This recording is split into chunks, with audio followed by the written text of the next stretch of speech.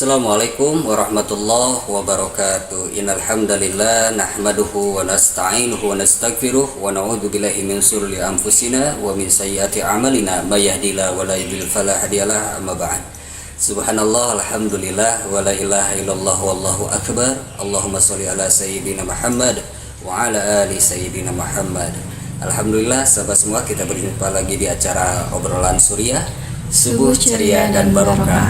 Mudah-mudahan di kesempatan subuh hari ini kita senantiasa dalam kemudahan-kemudahan yang Allah Subhanahu wa taala berikan, dan mudah-mudahan senantiasa kita semua dalam keadaan yang sehat insyaallah. Ya Umi, ada obrolan apa nih di kesempatan subuh hari ini untuk menemani sahabat Suriah di rumah? Ya, Assalamualaikum warahmatullahi wabarakatuh. Waalaikumsalam warahmatullahi wabarakatuh.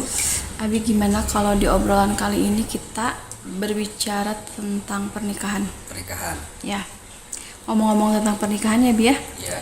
Sebenarnya pernikahan itu perintah dari Allah atau bukan sih? Terus kalau misalnya iya, sejak kapan pernikahan sebagai perintah Allah itu ada? Sebelum datangnya Islam atau sesudah datangnya Islam? Ya. Nikah sebagai perintah Allah itu sudah termaktub dalam firman Allah Subhanahu wa taala dalam Quran surah An-Nur ayat 32. Itu sudah jelas, dan nikahkanlah laki-laki bujang di antara kamu. Itu sudah jelas perintah Allah Subhanahu wa taala. Dan kita sebagai umat muslim juga, selain daripada perintah Allah Subhanahu wa taala, itu merupakan sunnah Rasulullah sallallahu alaihi wasallam. Jadi nikah itu bukan budaya, bukan adat istiadat, juga bukan hanya sekedar keinginan. Itu merupakan ibadah. Maka Rasulullah Shallallahu Alaihi Wasallam bersabda, nikah itu adalah sunnah Rasulullah Shallallahu Alaihi Wasallam, dan barang siapa yang membenci sunnah Rasulullah Shallallahu Alaihi Wasallam bukan termasuk daripada bagian umat Rasulullah Shallallahu Alaihi Wasallam. Nah, jadi sudah jelas bahwa nikah itu adalah perintah Allah Subhanahu Wa Taala dalam Quran surah An-Nur ayat 32. Lalu sejak kapan sih perintah itu ada? Sejak manusia pertama diciptakan oleh Allah Subhanahu Wa Taala. Jadi begitu, sejak zaman Nabi Adam, sejak Nabi Adam alaihissalam diciptakan oleh Allah Subhanahu wa taala, dan diciptakannya Siti Hawa oleh Allah Subhanahu wa taala, maka perintah nikah itu ada. Jadi sudah jauh sebelum datangnya Rasulullah Shallallahu alaihi wasallam. Nah, dalam kitab As-Sabiyat fi Mawaid ataupun dalam kitab Badai Al-Zuhur itu ada sejarah ketika Nabi Adam alaihissalam. Nabi Adam alaihissalam itu sedang tidur. Lalu Allah Subhanahu wa taala memberikan karunia mimpi bertemu dengan sosok wanita yang sangat cantik. Bahkan dalam sebuah riwayatnya dikatakan kecantikannya itu mengalahkan 1000 bidadari. Lalu siapa itu wanita? Yaitu wanita pertama, Siti Hawa. Siti Hawa itu kecantikannya melebihi daripada 1000 bidadari.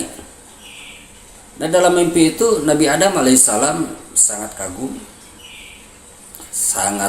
sangat terpesona dengan kecantikan Siti Hawa. Nah, setelah Nabi Adam bangun, lalu nampak di seberangnya sosok yang dia impikan itu ada di hadapannya, yaitu Siti Hawa yang Allah Subhanahu wa taala ciptakan dari tulang rusuk Nabi Adam. Lalu bertanya, siapakah engkau? Siti Hawa menjawab, aku adalah orang yang diciptakan untuk menemanimu. Kalau begitu mendekatlah. Tapi Siti Hawa menjawab, tidak, engkaulah yang mendekatiku. Makanya menjadi garisan kan laki-laki yang menjumpai perempuan.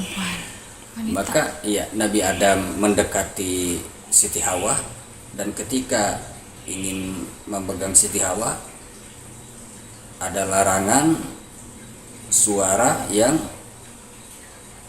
melarang Nabi Adam alaihissalam untuk memegang Siti Hawa, dan diperbolehkan untuk memegang kecuali dengan menikah. Maka Nabi Adam alaihissalam bertanya kepada Allah Subhanahu wa taala, dengan cara apa aku harus menikah? Lalu Allah Subhanahu wa taala memberikan sebuah syarat, yaitu mahar. Nikahilah Siti Hawa dengan mahar. Dalam sebuah riwayat itu dikatakan maharnya itu 100 kali sholawat kepada Rasulullah Shallallahu Alaihi Wasallam. Dan Nabi Adam sempat bertanya, siapakah Muhammad itu? Allah Subhanahu wa taala menjawab, Muhammad itu adalah kekasihku, salah satu anak keturunanmu atau cucumu sebagai nabi terakhir. Lalu dinikahilah Siti Hawa oleh Nabi Adam dengan mahar 100 kali sholawat dengan satu napas. Iya, tapi Nabi Adam cuma mampu 70 kali sholawat dengan satu napas. Dan diterimalah nikah itu, disaksikan oleh penduduk-penduduk langit. Itu diceritakan dalam kitab Bada'i al-Zuhur tentang kisah Nabi Adam alaihissalam menikahi Siti Hawa. Jadi sudah jauh sebelum datangnya Rasulullah Shallallahu Alaihi Wasallam, perintah nikah itu sudah ada. Perintah nikah itu sudah ada, dan bisa kita lihat dalam Quran surah An-Nur ayat 32. Juga harus senantiasa dipersiapkan. Nikah itu tidak asal-asalan. Ketika sudah cukup bekal, cukup umur, cukup ilmu, maka segeralah menikah. Dan menikah yang disunahkan oleh Rasulullah Shallallahu Alaihi Wasallam, ya dalam garis atau kata-kata kita sekarang, menikah secara syariatnya itu mempunyai makna dan hikmah yang sangat luar biasa, melindungi kaum wanita juga, karena ada beberapa tradisi budaya pernikahan yang sangat nyeleneh, aneh gitu. Jadi setiap makhluk Allah Subhanahu wa taala itu menikah, bahkan binatang pun ada tata caranya. Binatang juga nggak sembarangan, ada tata caranya. Bagaimana harus mengalahkan satu klan dulu, akhirnya bisa mempersunting pujaan hatinya. Misalkan singa harus bertarung dulu agar mendapatkan singa betinanya. Jadi setiap binatang juga ada tata caranya. Begitupun manusia. Dan kita sebagai orang muslim, sebagai muslim jelas harus mengikuti tuntunan sunnah Rasulullah Shallallahu Alaihi Wasallam. Bagaimana nikah itu ada syarat dan rukunnya. Nah, Abi katakan tadi,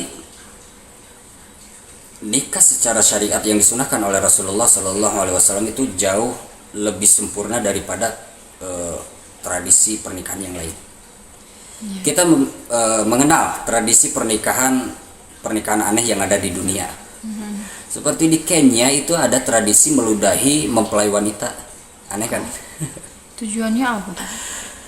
Jadi kenapa harus meludahi si mempelai wanitanya? Jadi sebelum menikah, orang tua atau bapak si perempuan ini harus meludahi dulu anak perempuannya sebelum dinikahkan. Lalu ketika menikah harus diludahi lagi oleh suaminya. Dan ketika punya anak, anaknya harus diludahi lagi oleh orang tuanya. Jadi ada tradisi seperti itu.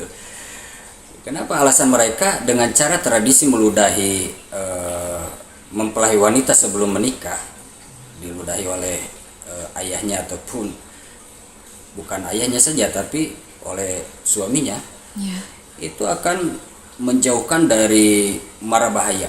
Kalau bahasa kita dari musibah. Kepercayaan mereka seperti itu. Itu tradisi menikahnya seperti itu.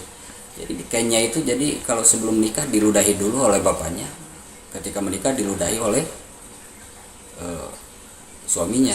Kalau di kita kan itu bentuk sebuah penghinaan ya. Tapi kan di Kenya itu sebuah tradisi. Juga ada juga di Korea tradisi memukul kaki mempelai laki-laki. Jadi ketika menikah itu dipukulin tuh kaki mempelai laki-lakinya. Itu di Korea. Di Skotlandia ada tradisi penghitaman. Bagaimana sih tradisi ini? Jadi si mempelai wanita itu harus dilumuri sama air gula. Ya, air gula, terus diarak keliling kampung. Dengan harapan menjauhkan dari aura-aura negatif, juga sihir ataupun mara bahaya. Ada juga tradisi di India. kumfifah itu tradisi sama juga untuk menjauhkan dari mara bahaya ataupun aura-aura negatif. Bahkan sempat dilakukan oleh artis-artis ternama di sana yang beragama di luar non muslim, jelas Iya. agama Hindu. Di luar muslim. Iya, kalau yang Abi baca itu ada Aishwarya Rai dan Abhishek Bachchan kalau nggak salah ya. Kalau nggak salah, ya itu ada tradisi-tradisi aneh. Di Jerman ada tradisi Volteraben. Apaan tuh, Bi? Jadi tradisi Volteraben itu sebelum menikah, maka si sanak saudara atau rekan-rekan dari mempelai wanita itu berkunjung ke rumah si mempelai wanita, Iya. lalu harus memecahkan barang pecah. Pecah belah itu seperti piring, gelas harus dipecah-pecahin. Kalau kita tuh bangkrut kayak gitu. Iya. Kalau kita bangkrut, tapi itu merupakan sebuah tradisi. Ada lagi yang lebih unik. Di Cina itu ada tradisi menikah. Sebelum menikah itu si mempelai wanita harus nangis setiap hari selama 1 bulan. Ya ampun. Bayangin coba, harus menangis setiap hari selama 1 bulan. 10 hari pertama nangisnya itu harus ditemani dengan ibunya, bareng-bareng nangis sama ibunya selama 10 hari pertama. 10 hari kedua ditemani oleh neneknya, nangis bareng. 10 hari ketiganya seluruh keluarga harus menemani si mempelai wanita menangis selama 1 bulan, harus nangis terus. Bayangin coba, itu tradisi-tradisi pernikahan di berbagai negara. Ada juga di Perancis, yaitu tradisi makan makanan sisa. Jadi kedua mempelai ini harus makan makanan sisa. Biasanya nabung dulu tuh makanan-makanan sisa, lalu dipersembahkan dan harus dimakan ketika pernikahan berlangsung. Oh gitu ya ampun. Seperti itu.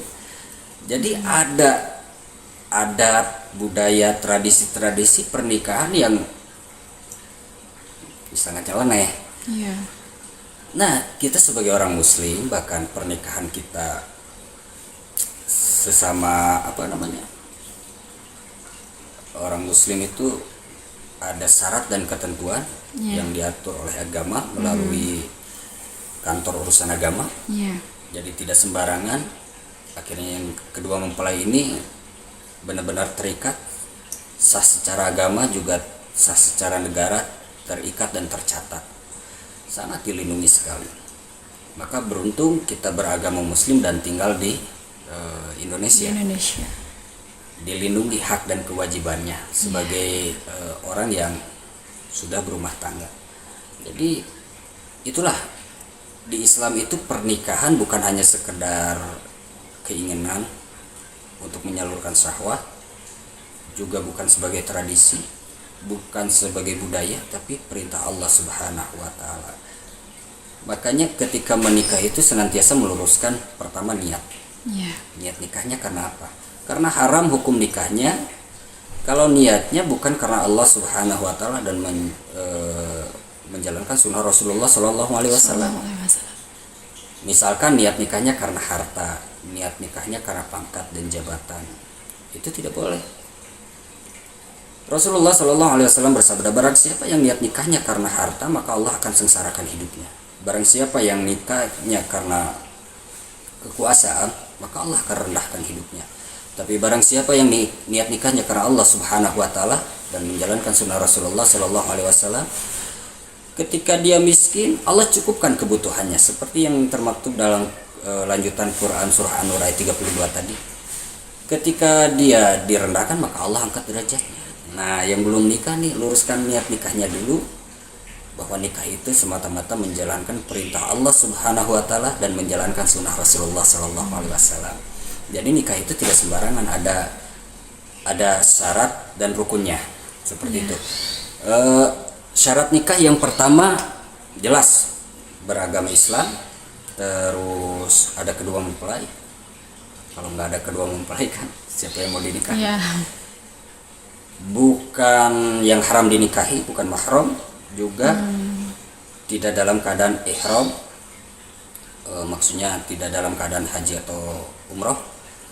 Terus memiliki cukup bekal harta ataupun ilmu. Nah, itu syarat daripada nikah. Nah, Di dalam Islam gitu ya. iya di dalam Islam. Jadi yang pertama beragama Islam, ada kedua mempelai, terus tadi Ada saksi. tidak dalam keadaan itu maksudnya dalam rukun kalau saksi. Tidak dalam keadaan ihram, haji atau umroh. Terus cukup dalam artian bekal dan harta. Juga bukan mahram atau orang-orang yang haram dinikahi. Itu syarat untuk nikah. Jadi yang pertama memang harus beragama Islam. Nah, tadi kan Abi barusan bilang Ya, syarat nikah dalam Islam itu kan harus muslim ya, atau beragama Islam ya, ya. ya. Nah, gimana hukumnya kalau misalkan Ya. masuk Islam karena ingin menikah? Masuk Islam karena ingin menikah. Kalau misalkan seorang laki-lakinya muslim, kargojari dari alim ulama, sedangkan wanitanya ahli kitab, maksudnya ahli kitab di sini itu Yahudi Nasrani, itu halal untuk nikah. Tapi kalau laki-lakinya non muslim, sedangkan si wanitanya muslimah, maka haram nikah. Tapi bagaimana misalkan laki-lakinya ingin masuk ke agama Islam? Ya, Jadi bersyahadatnya karena agar bisa menikah agar dengan bisa menikah. calon pengantin. Apakah itu boleh atau tidak? Boleh, karena ada riwayatnya. Ada riwayatnya ketika zaman Rasulullah SAW dulu tuh kan masuk Islam tuh karena ingin aman ada, karena ingin dunia ada, karena ingin menikah ada. Tapi Masya Allah, ketika masuk Islam mereka benar-benar tertarik dengan Islam dan Islam sepenuhnya. Kan kita tidak tahu isi hati manusia itu ketika dia bersyahadat benaran yakin atau tidak gitu. Iya. Namun kita habis sempat dengar dari guru, sebelum nikah itu bagusnya bersyahadat dulu, masuk Islam dulu, dan dia belajar sholat dulu, terus mengamalkan sholat dulu selama 40 hari, baru nikah. Seperti itu. Lalu bagaimana ketika menikah, tujuannya bersyahadat, tujuannya menikah? Selepas menikah laki-lakinya itu kembali murtad, Iya. maka otomatis pernikahannya itu talak, terputus seketika dengan murtadnya dia. Akhirnya tidak halal dan dihukumi pergaulannya itu zina. Seperti itu. Untuk masuk Islamnya tersendiri kan kita tidak tahu untuk hati di dalam hatinya seperti apa. Iya. Kita tidak tahu. Tapi kalau misalkan niat nikahnya karena niat masuk Islamnya karena nikah, dan setelah nikah terus dia kembali murtad, maka batal pernikahannya dan dihukumi pergaulannya, dihukumi zina. Maka dari itu ketika niat masuk Islamnya karena nikah, dan benar-benar harus didalami juga pengetahuan tentang Islam, karena kan laki-laki akan menjadi pemimpin dalam rumah tangga, akan menjadi imam dalam rumah tangga. Kalau misalkan dia tidak mempelajari lebih dalam Islam, dia tidak berupaya berusaha mengamalkan Islam, tata cara ibadah, syariat yang ada di dalamnya, bagaimana bisa menggapai dan meraih sakinah mawadah warahmah itu yang menjadi tujuan daripada nikah. Dalam Quran surah Ar-Rum ayat 21, wa min ayatihi an khalaqalakum min anfusikum azwajan litaskunu ilaiha. Jadi kan tujuannya untuk berkasih sayang, untuk mendatangkan ketentraman. Bisa diraih dengan cara yang menjalankan syariat, dengan syariat sepenuhnya. Seperti itu. Jadi boleh, cuma ada kelanjutannya, bukan hanya sekedar ingin nikah saja, tapi benar-benar harus menjalani syariat Islam sepenuhnya. Dalam kata yang lebih tepatnya ya menjadi Islam yang kafah, menyeluruh. Nah seperti itu. Jadi boleh. Ada pertanyaan lain? Nah, Abi, Ya. itu kan tentang pernikahan ya. Ya. Terus ini sangkut pautnya ada perceraian juga kan. Iya. Di perceraian itu kan ada talak 1, talak 2, dan talak Iya. 3. Apa sih bedanya antara talak 1, talak 2, dan talak 3 itu? Iya. Terus cara kalau misalnya ada niat untuk rujuk, caranya gimana tuh? Cara rujuknya, cara Ya, kembalinya. cara kembalinya. Ya, dalam pernikahan itu kadang tidak berjalan apa ya, lurus-lurus saja. Seperti mengarungi sebuah samudra dengan bahtera. Belum ada yang sampai ke finish nih. Belum ada yang mendapatkan piala citra sebagai yang sukses menikah atau menjalani rumah tangga. Semua belajar. Ya. Yang nikah baru belajar rumah tangga. Saya sudah menjalani pernikahan 40 tahun ya, baru belajar menjalani pernikahan 40 tahun. Saya udah punya anak nih, baru belajar punya anak. Anaknya saya 7 ya, baru belajar punya anak. Jadi masih belajar kan, Iya. proses. Saya udah punya cucu ya, baru belajar Baru punya belajar cucu. punya cucu. Semuanya belajar. Jadi belum ada yang sukses. Nah, dalam agama ada juga tentang talak, cerai, atau bahasa talak itu apa ya? Pemutus. Pemutus. Apa sih bedanya talak 1, talak 2, dan talak 3? Nah, seperti itu. Dalam hadis riwayat Abu Dawud, sesuatu atau perbuatan yang halal tapi dibenci Allah Subhanahu wa taala yaitu perceraian. Ini halal nih. Tapi Allah Subhanahu wa taala membenci, makanya ada prosedur dalam perceraian itu, ada namanya talak 1, talak 2, sampai yang game over banget itu talak 3. Itu udah game over tuh. Cara rujuknya juga susah. Nah, contoh bahasa talak itu seperti apa sih? Contoh bahasa talak, misalkan si suami berkata ke istrinya, kita udahan, kita cerai, kita pisah, atau ya bahasa-bahasa sejenisnya seperti itu. Itu bisa diungkapkan secara tegas ataupun secara kinayah. Kinayah itu sindiran, main-main, Bercanda gitu. bercanda, itu sudah diikat loh. Makanya hati-hati dalam pembicaraan itu. Dalam keadaan marah, meskipun kita tidak tahu isi hati. Nah, kalau dalam keadaan marah itu, alim ulama itu berbeda pendapat. Ketika disampaikannya tidak dalam hati, maka tidak jatuh talak. Tapi ketika disampaikannya dalam hati, maka jatuh talak. Ataupun marahnya hingga lost control, dia tidak sadar mengeluarkan kata-kata itu, maka tidak diikat sebagai talak. Ada juga yang berpendapat itu sudah jatuh talak. Makanya lebih amannya seorang suami itu harus berhati-hati dalam mengucapkan hal-hal ini. Kenapa? Karena sudah diikat hukum. Iya. Diikat hukum. Lalu kata-kata yang Abi sebutkan tadi, seperti si suaminya berkata kita pisah, kita cerai, Atau kita udahan, pulang ke orang tuamu iya, misalnya. seperti itu, ataupun ya kata-kata sejenisnya, Iya. itu sudah masuk talak dan dihitung talak 1. Batasnya sampai kapan? Talak 1 itu berjalan 3 kali masa suci, 3 kali haid, kurang lebih 90 hari masa menunggunya itu, masa idahnya itu.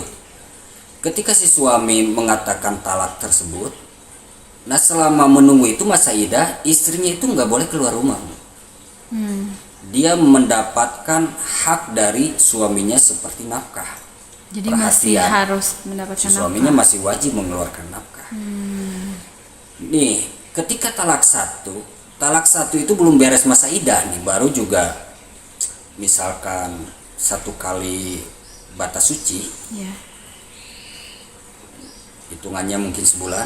Kalau haid itu sebulan sekali ya. Iya, sebulan sekali. Misalkan baru 1 bulan, tiba-tiba rujuk dengan perkataan kita damai, kita gencatan senjata, misalkan Kita baikan yuk, kita misalnya. baikan yuk. Ataupun apalah bahasa sejenisnya untuk rujuk, ataupun langsung hubungan suami istri itu sudah gugur talaknya. Kalau nggak ada bahasa kita baikan yuk, tapi ada hubungan Suami istri itu gimana? udah masuk rujuk. Oh, masuk rujuk. Walaupun nggak ada bahasa Iya, rujukannya, walaupun ada. nggak ada bahasa itu menurut sebagian kargojari dari alim ulama. Meskipun sebagian ulama lagi mengatakan tetap harus ada bahasa untuk mengikat kalau dia rujuk. Nah, batal tuh, talaknya udah beres. Ya. Dia bisa berumah tangga kembali tanpa harus melalui proses akad baru. Nah, itu talak pertama. Begitupun talak kedua, masa idahnya sama. Lalu ketika mau rujuk sebelum masa idah, caranya seperti itu juga. Nah, kecuali, nah ini udah talak satu, masa idahnya udah lewat nih. Ya. Belum juga ada perkataan rujuk, si suaminya cuek-cuek saja tuh. Maka si istrinya sudah bebas. Maksudnya sudah bebas. Sudah tidak ada ikatan lagi suami istri. Jadi kalau lewat dari masa idah, Iya. tidak ada bahasa rujuk atau Iya. mirip seperti itu. Iya. Jadi udah bebas, bebas. udah lepas gitu. Udah bukan miliknya lagi. Seperti itu. Jadi udah nggak ada hubungan suami istri. Tapi kalau mau rujuk lagi gimana? Nah, kalau mau rujuk lagi itu masuknya dalam talak bain sugro. Jadi harus ada akad dan mahar baru. Jadi nikah ulang, akad lagi, hijab kabul lagi, mahar lagi, ya nikah rukun nikahnya lagi dijalankan lagi Jadi kayak dari awal lagi gitu. dari awal lagi. Kalau misalkan sudah lepas masa idah. Tapi kalau misalkan sudah masuk talak 3, nah ini. Kalau sudah talak 1, terus dia rujuk nih. Iya. Misalkan terjadi konflik lagi, keluar lagi kata-kata pisahlah atau apalah si suaminya, Iya. itu nggak masuk talak 1 lagi loh. Hukumnya naik jadi talak 2 itu. Nggak, kan kemarin udah rujuk, nggak seperti itu. Jadi masuknya talak 2. Terus misalkan si suaminya dalam satu kali atau satu waktu dia mengatakan, atau si suaminya menceraikan istrinya langsung dengan talak 3, maka diikat hukumnya itu masuk dalam talak 3, dan itu masuknya dalam talak bain kubro. Nah, itu lebih, kalau sudah talak 3 itu ya udah game over. Udah selesai hubungan suami istrinya, dan sangat sulit sekali untuk rujuk kembali. Nggak bisa ijab kabul lagi gitu. Tidak bisa langsung melalui proses akad saja. Tapi yang dijelaskan dalam Quran surah Al-Baqarah 229. Nah, kalau udah talak 3 itu udah talak bain kubro, itu nggak bisa langsung proses akad langsung dengan bekas pasangannya, tapi harus melalui proses ketika si istri terdahulunya menikah lagi dengan laki-laki lain, dan suaminya juga menikah lagi dengan wanita lain.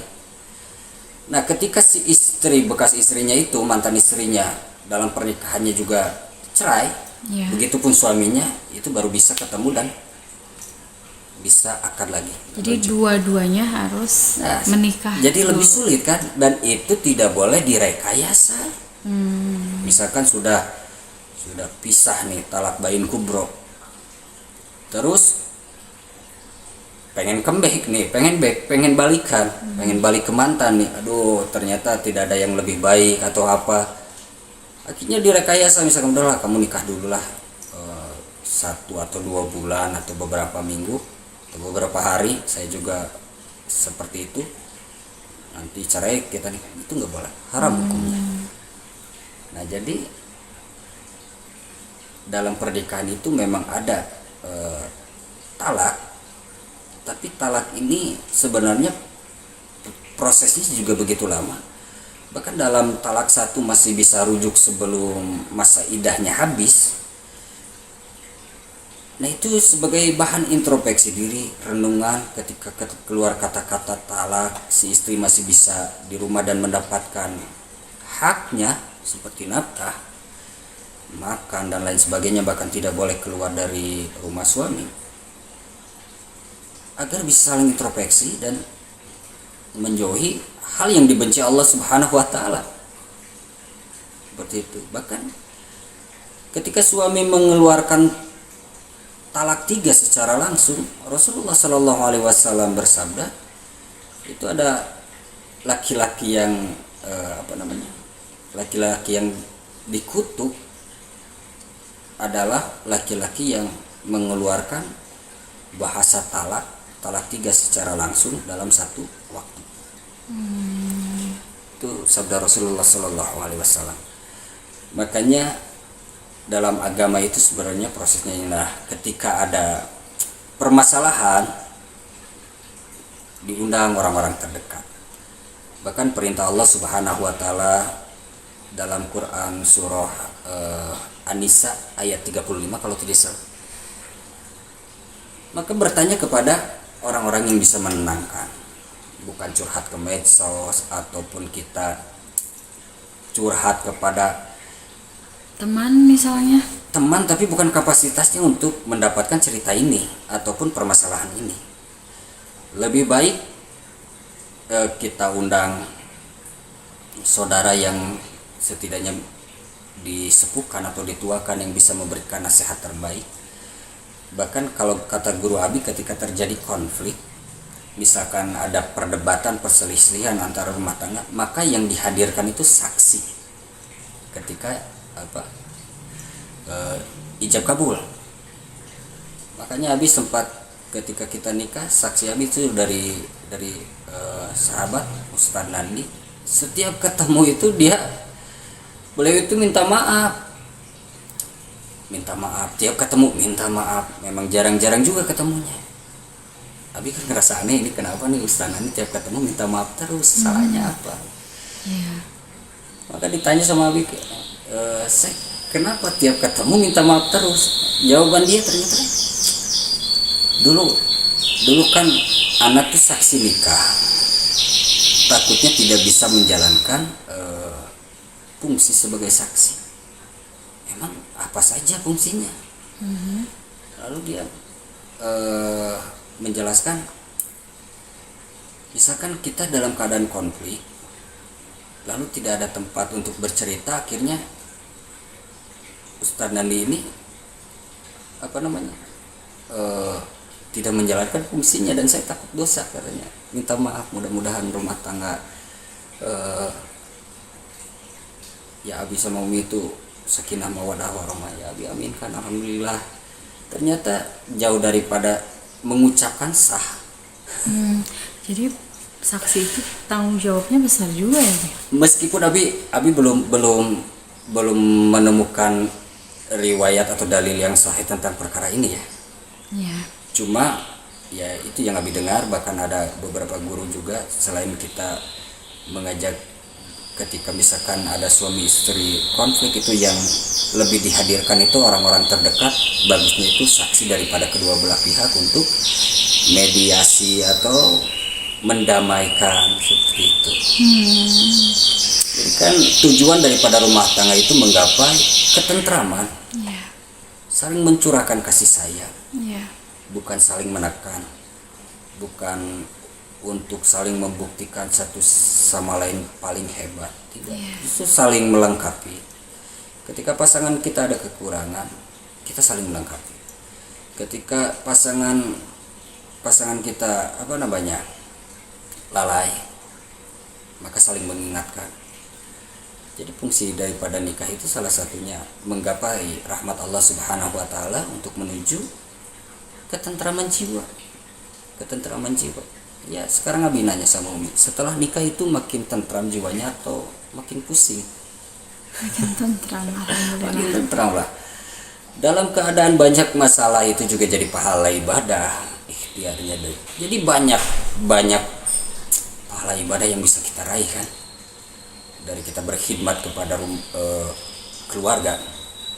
Seperti kemarin Nabi jelaskan tentang bahkan pahala memasak, mencuci, itu banyak pahalanya. Menatap dengan penuh kasih sayang, bahkan mengobrolnya saja juga jadi pahala. Mengobrolnya. Makanya konflik itu selalu ada, tapi bisa diselesaikan secara berkasih sayang, secara baik-baik. Karena tujuan daripada rumah tangga itu yaitu menggapai rahmat Allah Subhanahu wa taala, mengundang ketentraman, juga mencurahkan kasih sayang. Mudah-mudahan kita doakan juga, saya pribadi minta doa mudah-mudahan keluarga kami senantiasa dibimbing Allah Subhanahu wa taala untuk senantiasa sakinah mawaddah warahmah. Juga keluarga kami senantiasa dibimbing Allah Subhanahu wa taala selalu dalam taat kepada Allah dan Rasulnya. Juga mudah-mudahan rumah tangga para sahabat suriah di rumah Allah Subhanahu wa taala sakinahkan mawaddah warahmah, juga penuh dengan ketentraman. Insyaallah jumpa lain kesempatan. Assalamualaikum warahmatullahi wabarakatuh.